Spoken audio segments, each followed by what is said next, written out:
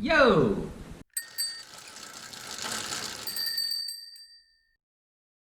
Today we're going to talk about why your B races are ruining your season.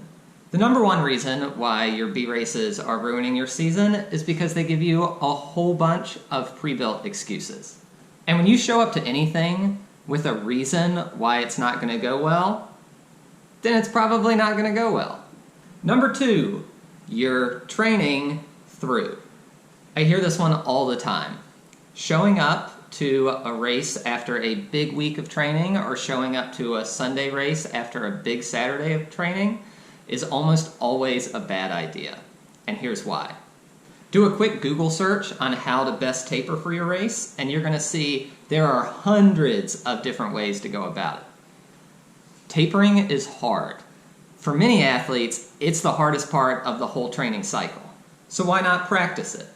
And if you're not practicing your taper, well, you're not going to be very good at it. So even if it's just a couple of days or 3 days or 4 days before your race, give yourself a chance to back off and see what that feels like and see how it makes you feel on race day. And if you're not doing that for your B races, then you're certainly not going to know how to do it for your A race. Number three, labeling your race a B race allows you to avoid confronting stress. You're avoiding dealing with the stress that's going to confront you before a race that's really important. But you're not going to be able to do that the night before your A race, or the week before, or the month before. The only way to get used to and to overcome pre-race anxiety is to go through it often. And you're not going to get that practice by having it in your head that your B race doesn't matter that much. Number four, not using your race equipment. First of all, if you've got special equipment just for race day, you've probably spent a small fortune on it, so use it. But also, you've got to use the equipment and have experience with it to know how to fix something if something does go wrong. If you've got a set of race wheels with super deep rims, you're going to want to ride those in the wind before your A race in case it's really windy on that day. And the same goes if you get a flat tire on those race wheels, because a lot of newer race rims are very wide and or set up tubeless, and you want to make sure that you know how to handle it if you get a flat on race day. You may take your super deep rims out in training or do a windy B race and realize that you don't feel comfortable on them and that you're actually going to be slower riding those than riding your training rims. And lastly, and probably the most important reason, you can make your season a success even if your A race doesn't go perfectly to plan. When you're training for a race that's really important to you, you may be getting into the best shape of your life.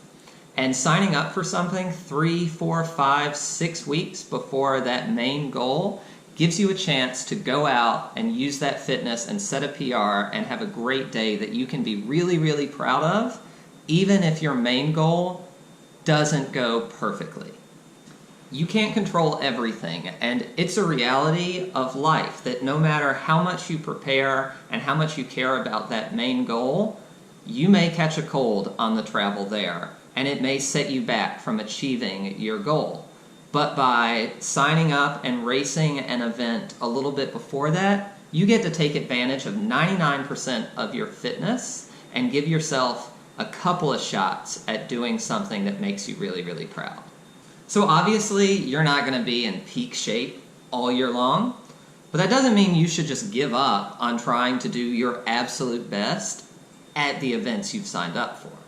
So don't let people try and convince you that your B race doesn't matter and you should train through it and use your training equipment for it. Because, an industry secret here, it's really good job security as a coach if I can have a built-in excuse as to why you didn't do so hot in all the races leading up to your main event. So go ahead and give B races your best shot and set yourself up in the days leading up to them to have success.